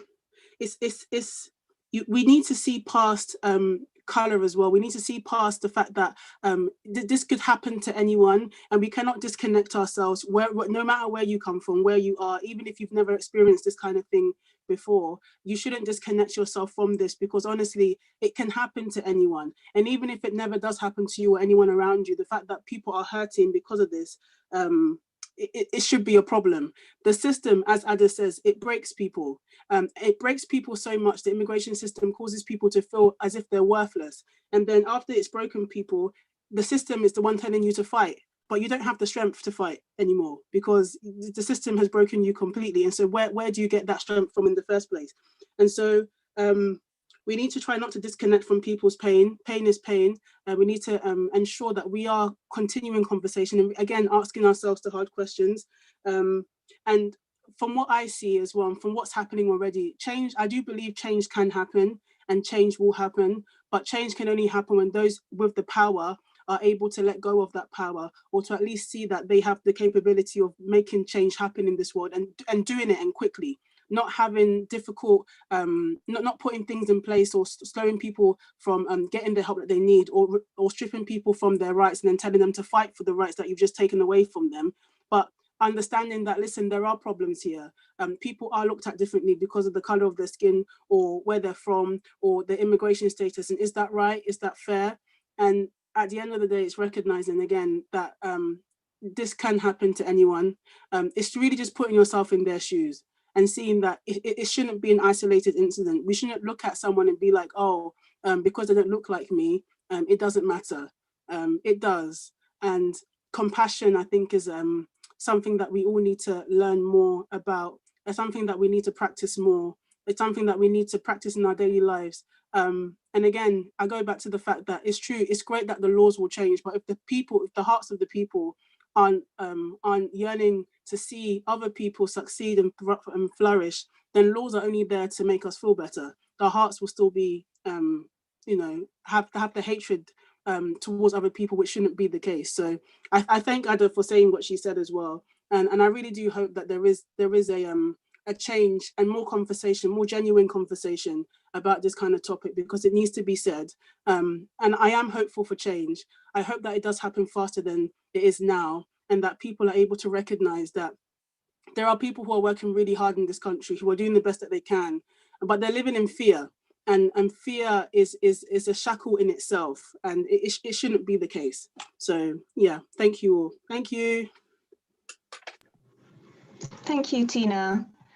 I think now's probably a good time to start bringing the discussion to a close. So what we normally do is go back to the panel at this point for final thoughts. And we generally do that in reverse order to the order that people spoke in. So that will be Kate and then Pat and then TUP and then Funnel.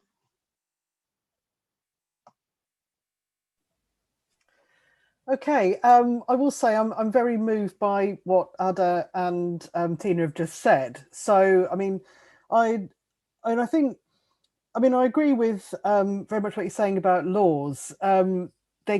It's fine if laws are on paper, but they have to have meaning. They have to have some kind of movement behind them, and also very much they also have to be within the institutions a feeling of compassion and treating people fairly. I suppose kind of thinking about other angles, but I think it is, I suppose, something I kind of picked up on earlier is that being aware of and trying to being aware of the fact that the moment we have a bureaucracy that makes it hardest for people at their most vulnerable points in their life, when you have got the least time, the least energy, the least kind of emotional reserves to deal with these kind of things. And certainly one of the ways we can challenge this, and I suppose kind of thing politicians might refer to as kind of hearts and minds. But one of the reasons I think people are very interested in food banks and supporting them is because it does offer that kind of human contact in terms of thinking about how you can help. You can put some cans in a collection box. You can think about things. But there's very much a need to humanize the welfare system and to have those kind of points of connection. And instead of demonizing people, to think about, well, it's one of the parents in your child's class, it's a neighbor, it's someone it's the person delivering your Amazon parcel. That is, I think, for me, the challenge is thinking about humanizing things and using that as a step in changing in the longer term and kind of changing institutional cultures, but also what Joe Bloggs on the Street thinks about how the welfare system ought to work and who's the beneficiary of it. Thank you.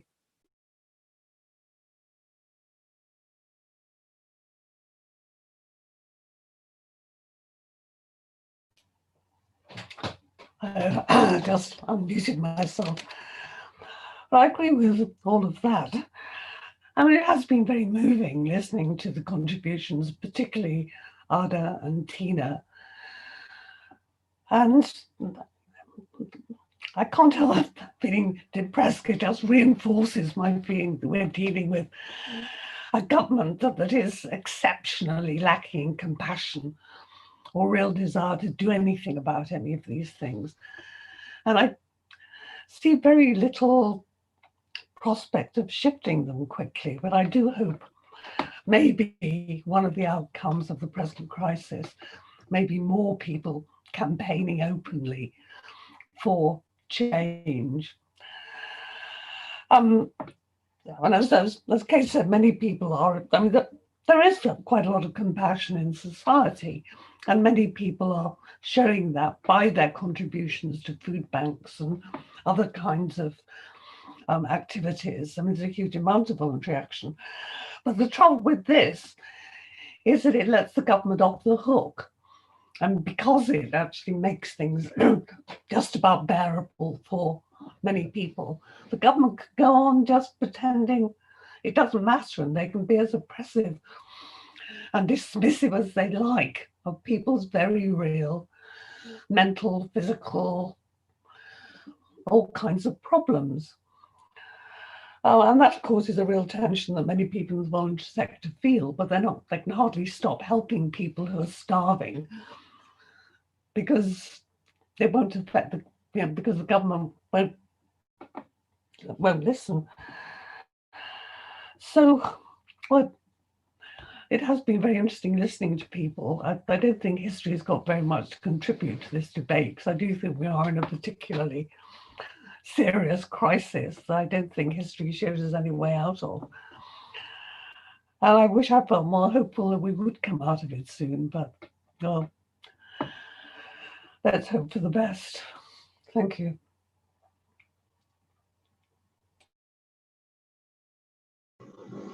Thank you. If we could hear from TUP, so Kaz or Tina or Ada or any of the contributors that we've heard. Tina or Ada, did you want to give a hands up if there's anything that you want to add, or otherwise I can just sum up?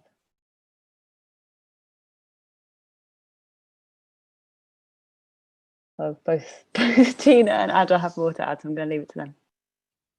Hi, thank you. No, just to say, this kind of platform and what's happening here in terms of this conversation that we're having, and just opening ourselves to issues that might not affect us personally, but at least we're able to see that other people are hurting in ways that maybe we don't, or you don't, or will never have to go through in itself is amazing. And it just shows that you don't have to necessarily go through something in order to have the compassion or the empathy to see that something is wrong. And so I just encourage this kind of thing to continue. And I hope that this kind of thing expands, that people from all walks of life are able to speak about these kind of things, share their experiences, and just challenge their own thinking. I think it's interesting how we can have a set idea of how we think, and if it's not challenged, it can become truth. But as soon as something begins to get challenged and you start to wonder and think, okay, why do I think like this? Why do I think like this about certain people or certain things or certain policies? And you recognize that there is really no foundation under what you're believing or the ideas that you have. Suddenly it starts to open conversation. So I really hope that this and many other opportunities like this will happen, so that people are able to really think and reason with each other, so that we can actually progress in our thoughts and our feelings and our interactions with people as well. I really do see the power in this as well. So I thank you for this and for allowing this to take place. That's it.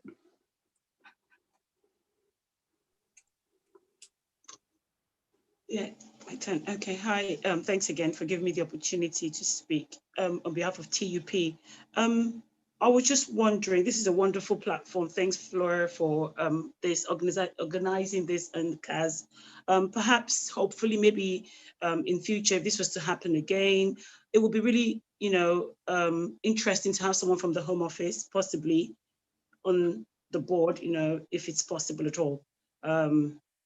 Yeah, because that way, whoever comes from the Home Office would be able to maybe, when you're up there, it's very hard to see what's happening down below.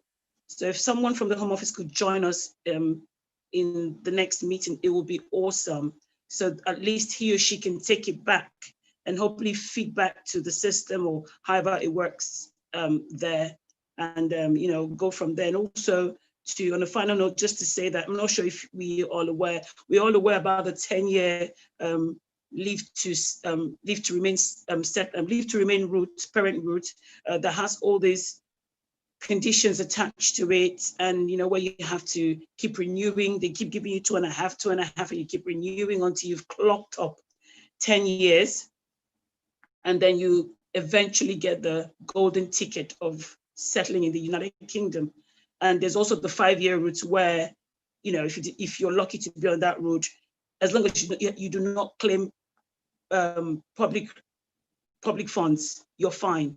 And if ever you claim public funds and you're the 5-year route, that's it, that's the end. You lose out the opportunity to get settled status after 5 years, which to me is ridiculous because nobody knows what lies around the corner. You know, you can't predict what's going to happen to your life in the next what if you're ill, what if you lose your job and you're on the 5-year route? So what next? It means they reset the clock for you, you start all over again, which is what's happened to me because I submitted the wrong form. At that point, I didn't realize because I couldn't afford a solicitor, haven't been in the country for 20 years. Before then, I'd been in the country since 2001. This happened in 2015. They had to reset the clock for me. So basically, I lost the opportunity to get settled after 10 years. So now I'm starting afresh, which I find very, very frustrating. And I feel cheated. You know, on top of that, my son was born in Ireland, he's Irish, he's EU. You know, that doesn't factor in. So all of those unfair policies would be nice to hear from someone from the Home Office, you know, as well as the historians as well, because that way we can look back at the way it was, like Patricia said about the 70s when there was, before Margaret Thatcher came on, there was unemployment, you know, it continued to grow, but people were given very decent benefits. And now we're going to the same phase again. There's a lot of unemployment happening. People are losing their jobs left and right. So a lot of people are going to fall back on universal credit, but universal credit is obviously crap. It's almost like giving people crumbs now, so to speak. You know, a family of 3 on £1,400, your rent is £800, £900. Well, you're still, yeah, you're grateful for it, but you're still going to struggle all the time. Waking up every day to that struggling state of mind is unhealthy. Waking up every day, having to figure out, so, okay, I'll pay this, I'll pay that, I'll do this. Okay, so what's left? You're doing that constantly. That's no way to live. And these people have had jobs. They've held down jobs before. We've paid taxes. We've paid through an NI. I just think it's very unfair. You know, it's completely unfair. And the MPs up there get huge benefits, get huge salaries. For what? For doing what? Really? Sit up there and make a bunch of decisions because they've been to Eton. That's all it is. That's what we're paying for, really and truly. So, yeah, hopefully, if you're able to invite someone from the Home Office, just so they can see what, they can gauge the public mood, people who are really affected, and hopefully maybe they can take it back and have a meeting or whatever and consider this policy. It would help. And like I said earlier, it's good to go to churches. You know, church is a very great meeting point, as well as the schools. Like Tina said, try to educate the young ones to whom their parents may not even know that they have this opportunity to get a change of conditions, you know, done to their status. So yes, church is another huge opportunity that I understand would really help to reach out to people. And if there's anything I can do outside of TUP, I'm on board. Thank you. Thank you, Ada. We'll just go to the funnel now for final thoughts. Yeah, sure. So I mean, for starters, it's been great to share this platform with everybody. We're very thankful for everybody who's joined, and for the speakers, and for the stories that have been shared as well. And I mean, it really goes to show how deep of an issue this is. I think one thing that I kind of noticed as we were reaching the end of the discussion is that a lot of our discussion was focusing around the social factors that contribute to food insecurity. And although those are definitely prevalent, and those are definitely things that we should focus on as well, but there is also another element which I think was kind of overlooked this evening, which I just thought I would bring up in the closing remarks, which is that of technology, that of technological advancement, that of also climate change, and what is to come with regards to food insecurity. We know that the state of our environment is degrading. We know that this is going to make it more and more difficult for agriculture in the long term, and that this is going to cause food shortages worldwide. We also know that with Brexit, we're going to have severe impacts as well on our food supply chains going into the United Kingdom. And in a world now when we have all of this technology, from vertical farming to aquaponics and more sustainable ways to actually grow food, but then also artificial intelligence and genetic modification that provide us with better quality and better regulation on the food that we produce, and finally even things like blockchain, other tech that's been produced that can help us decrease food waste by knowing exactly where food is and being able to track it through a system. These are all changes which on the government's list of priorities at the moment. If you go and check the government website, there's red, amber, and then green. And the majority of these priorities fall within red and amber, which means that as a country, we're not currently prioritizing advancements in agriculture or advancements in food security from the technological side, which is this whole other aspect which we need to consider as well, which is that this is good for the economy. This will mean that we will get cheaper food. This will mean that we will protect the environment. This will mean that more people will have cheaper access to food. So why is this not happening? Why are we not taking these moves? Why are we not trusting the science? And this is something that comes up again and again and again when we look at government and the way that they act. We need to also push for that side of things. And I just thought that that would be another kind of element to this entire argument and this conversation that should be brought up as well. Thank you very much, Karim. I think what we're definitely getting from this is that there's a lot of scope for a follow-up event and to continue all of these very rich conversations. Just before we close, I'd just like to plug our next event, which will be in the new year on the 12th of January. And if I may, I'd like to call on my colleague Fee to introduce that.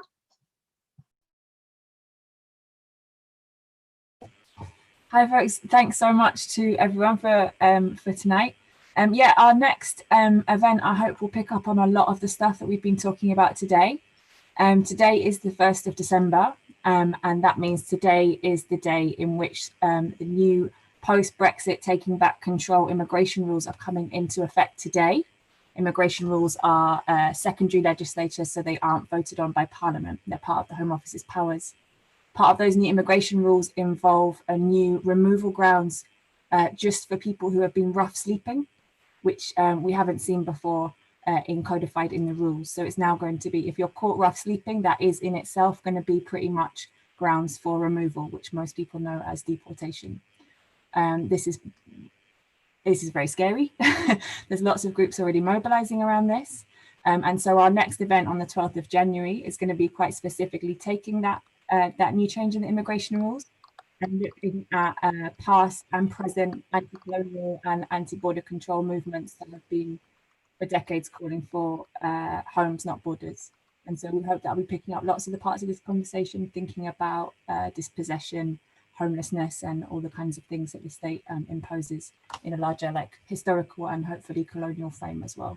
So we hope that you'll join us for that. And I guess it's also a good moment to point out again that tomorrow, the 2nd of December, is the planned deportation of tens of people to Jamaica, many of whom have never lived there and who